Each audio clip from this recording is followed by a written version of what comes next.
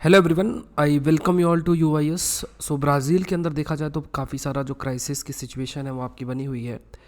अब इसके लिए रीजंस क्या रिस्पॉन्सिबल है? एक democratically elected person, prime minister हो या प्रेसिडेंट हो, और एक अथॉरिटेरियन जो एक प्रोस्पेक्टिव रखता है, उसके बीच में जो बेसिक डिफरेंस होता है, बहुत ही बेसिक एक डिफरेंस होता है। हो सकता है कि उनके एडमिनिस्ट्रेशन का अ, तरीका एक सा हो, ज़्यादा अंतर ना हो, लेकिन एक बहुत बड़ा जो डिफरेंस होता है वो है डाइवर्सिटी ऑफ ओपिनियन को या फिर अपने हार को एक्सेप्ट करने का अंदर जो एक कैपेसिटी की अगर हम बात करें। कई बार ये कहा जाता है कि कई ऐसे लीडर्स हैं अक्रॉस द वर्ल्ड, अगर उनके एडमिनिस्ट्रेटिव एबिलिटी की बात किया जाए, जब सब कुछ उनके साथ चल रहा है, जैसा वो सोच रहे हैं वैसा चल रहा है, तो उनका एक अलग अप्रोच होगा। जब चीज़ें उनसे अलग होने लग जाएंगी, जब चीज़ें थोड़ा डाइवर्स हो जाएंगी, तो शायद उनके द्वारा उठाया गया जो कदम है वो काफ़ी ऐसा होगा कि वो नुकसान पहुंचा सकता है अपने ही देश को। अब अगर ब्राज़ील की अगर बात किया जाए तो जैर बोल्सोनारो, अगर इन पर्सन को जानना ज़रूरी है। अगर ब्राज़ील के क्राइसिस को हमें समझना है तो ये एक लीडर आप मानो, अब राइट लेफ्ट का जो डिफरेंस है वो आइडियोलॉजिकल डिफरेंस है, बट आप ये मानो कि एक पॉलिटिकल लीडर है, ब्राज़ीलियन पॉलिटिशियंस है, एक रिटायर्ड मिलिट्री ऑफिसर है, और उसके बाद ये ब्राज़ील के प्रेसिडेंट भी बने, 38th प्रेसिडेंट ब्राज़ील के बने। और अभी फ़िलहाल की अगर बात किया जाए तो ये अपना रिजीम इन्होंने सर्व किया 2019 से लेकर 2022 तक ये प्रेसिडेंट रहे। अभी लूला दा सिल्वा से इन्हें डिफ़ीट फेस करना पड़ा। डिफ़ीट फेस अगर करना पड़ा तो उसमें साफ साफ जो एक पॉइंट इनके द्वारा कहा गया कि ये जो भी कुछ हुआ है, इलेक्शन का रिज़ल्ट जिसके तहत आया है वो सही नहीं है, जो इलेक्शन का प्रोसेस है वो सही नहीं है।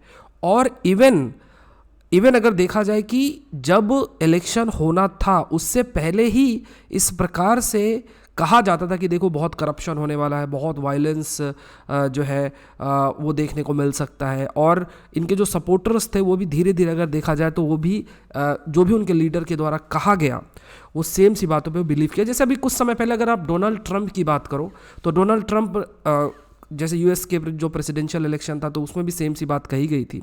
बार बार ये कहा गया था कि देखो वहाँ पे जो इलेक्शन हुआ है वो सही नहीं है, और डोनाल्ड ट्रंप जो हारे हैं उसके पीछे कुछ ना कुछ ऐसा एस्पेक्ट रिस्पॉन्सिबल है, कुछ अनट्रांसपेरेंट वे में कुछ हुआ है जिस वजह से वो हारे। इस प्रकार का एक नरेशन क्रिएट करने की कोशिश किया।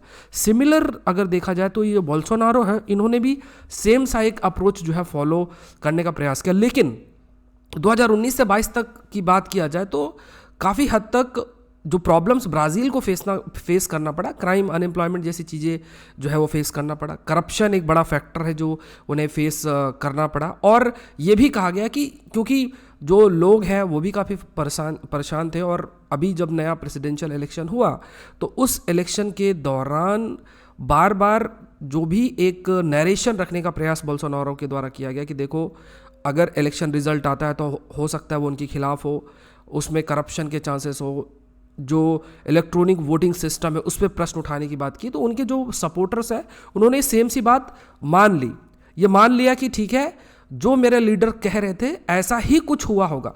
देखो ये चीज़ अगर आप देखो तो यही हमारे इंडियन डेमोक्रेसी को अच्छा बनाती है। कैसे अच्छा बनाती है? क्योंकि इतना समय हुआ है, हमें किसी भी प्रकार का जो पॉलिटिकल ट्रांजिशन है उसमें डिफ़िकल्टी फेस नहीं करना पड़ा।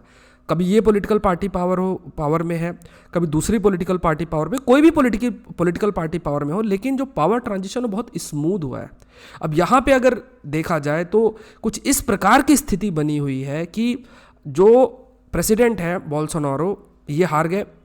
इन्होंने कहा कि देखो हम हारे इसलिए क्योंकि करप्शन और वोटिंग सिस्टम को इन्होंने प्रश्न उठाया, और खुद जो है वो यूएसए चले गए। अब एक तरीके से एक तरीका होता है कि जैसे बोल्सोनारो है तो वो प्रेसिडेंट अब नहीं रहे तो वो पावर ट्रांजिशन होगा तो एक सर्टन रिचुअल्स होते हैं, अब वो कर ही नहीं रहे हैं। और इवन ये भी हाईलाइट किया गया है कि उन्होंने इवन जो ब्राज़ीलियन सुप्रीम कोर्ट है उसके जजेस को भी एक्यूज़ किया गया, इलेक्टोरल जो कोर्ट है उसको भी एक्यूज़ किया गया। ऐसे बहुत सारी चीज़ें जो है बोल्सोनारो के द्वारा कंटिन्यूस बेसिस में हाईलाइट किया गया, और इसकी वजह से जो लोग थे, लोगों का भी जो फेथ है, इंटीग्रिटी है नेशन के इलेक्शन के अंदर, वो रिड्यूस होता गया, और वो एक बहुत बड़ा रीज़न हो गया जिसकी वजह से इस प्रकार की जो एक्टिविटी है, जो वायलेंस है, कंटिन्यूस बेसिस में ब्राज़ील के अंदर देखा गया। 2022 का इलेक्शन की अगर बात किया जाए तो यहाँ पे इवन अगर देखा जाए तो जो पावर ट्रांजिशन है उसमें काफ़ी अधिक इशू फेस करना पड़ रहा है।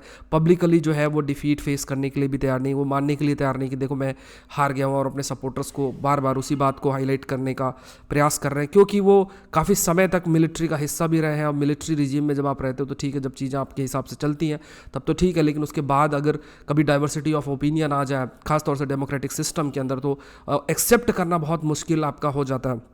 तो धीरे धीरे काफ़ी प्रकार का टेंशन शुरू हो गया, और एक प्रकार का जो ये बिलीफ सिस्टम भी चलने लग गया। प्रोटेस्टर्स की बात करें जो कि बोल्सोनारो के काफ़ी साथ हैं, तो उन्होंने बार बार ये डिमांड की कि देखो अभी ये जो प्रेजेंट प्रेसिडेंट इलेक्ट होके आए हैं इन पर बहुत सारे करप्शन के चार्जेस हैं, और ऐसे लेवल पे जैसे 2017 का जो समय था उसमें भी कहा गया कि देखो इनके खिलाफ काफ़ी सारी चीज़ें हैं, करप्शन के चार्जेस हैं। उसके बाद इन्होंने और भी कई प्रकार के ऐसे कार्य किए हैं, और इन्होंने इलेक्शन को ट्रांसपेरेंट नहीं किया, इन्होंने इलेक्शन पे कुछ धांधली की है। इस प्रकार की बातें जो है उन्होंने प्रयास करने का कोशिश किया, और ये बात कही कि देखो इंटरनेट के माध्यम से जो परसेप्शन है उनके खिलाफ शिफ्ट किया गया, मतलब बोल्सोनारो के खिलाफ शिफ्ट किया, वो एक ट्रू लीडर है, इस प्रकार का जो पॉइंट ऑफ व्यू रखा गया। इसलिए जो प्रोटेस्टर्स हैं वो ये कहते हैं कि देखो आप जो मिलिट्री पर्सनल है, क्योंकि बोल्सोनारो भी मिलिट्री में रहा 1985 से, तो कहा कि देखो आप लोग आओ और डेमोक्रेसी को सेव करो, ब्राज़ील को सेव करो। मिलिट्री को कहा जा रहा है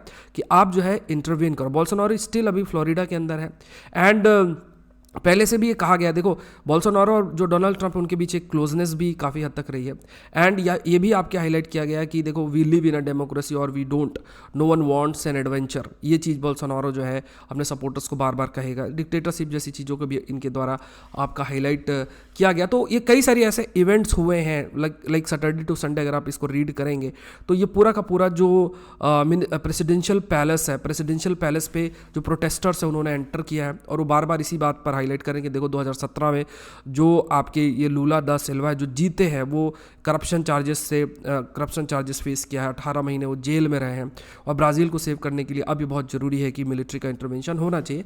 इस डिमांड के तहत जो बोल्सोनारो के सपोर्टर्स हैं वो प्रेसिडेंशियल पैलेस पे कंटिन्यूस बेसिस तक रीच कर, इस प्रकार का जो सिस्टम है देखने को मिल रहा है। मिस्टर जो लूला है उन्होंने बार बार इसको कहा कि देखो हमें ब्राज़ील को यूनाइट करना है। लैटिन अमेरिका की जो लार्जेस्ट कंट्री है, biggest democracy, one of the biggest democracy के रूप में है, एडमिनिस्ट्रेशन को इम्प्रूव करना है। और जो ब्राज़ील की बात करें तो इलेक्ट्रॉनिक वोटिंग मशीन 1996 से आपका इस्तेमाल हो रहा है, और ऐसा कोई एविडेंस नहीं है कि जो क्लेम किया जा रहा बोल्सोनारो के द्वारा उसको प्रूव किया जाए। तो यहाँ पे एक परसेप्शन का जो एक खेल चल रहा है, उसमें जो खास तौर से प्रोटेस्टर्स हैं वो प्रोटेस्टर्स ही कंटिन्यूस बेसिस में डिमांड कर रहे हैं कि जो अभी प्रेजेंट प्रेसिडेंट है, वो प्रेजेंट प्रेसिडेंट जो लूला सिल्वा करके आप कह सकते हैं, तो उनको जो ये प्रेजेंट प्रेसिडेंट है लूला डा सिल्वा, इनको हटाया जाए, मिलिट्री इंटरवेंशन होना चाहिए, और जो ब्राज़ील है उसको सेव करना चाहिए। इस प्रकार की उनकी थिंकिंग है। So this session was presented by me, my name is Saurabh Pandey. Unacademy में आप मुझसे जुड़ सकते हैं अगर आप आईएएस एग्जाम की तैयारी कर रहे हैं। unacademy.com में आप जा सकते हैं, उसके बाद यूपीएससी CSC सेलेक्ट करें, SPLIV कोड डाल के आप ज्वाइन कर सकते हैं। इस पर एक तो अमाउंट रिड्यूस हो जाएगा, आप मेरे कोर्स भी एक्सेस कर पाएंगे, साथ में हिस्ट्री, ज्योग्राफी, पॉलिटी, इकोनॉमी, दूसरे जितने भी सब्जेक्ट्स हैं उन सबको भी आप एक्सेस कर सकते हैं। सो इंडिया के टॉप एजुकेटर से आप लाइव पढ़ सकते हैं, बैच कोर्सेस से प्रीलिम्स रिवीजन के वो भी आप एक्सेस कर सकते हैं। सो ये सारी चीज़ें हैं। आई होप ये सेशन आपके लिए हेल्पफुल रहा होगा। UIS चैनल को आप जरूर से सब्सक्राइब करें। Thank you everyone, thank you.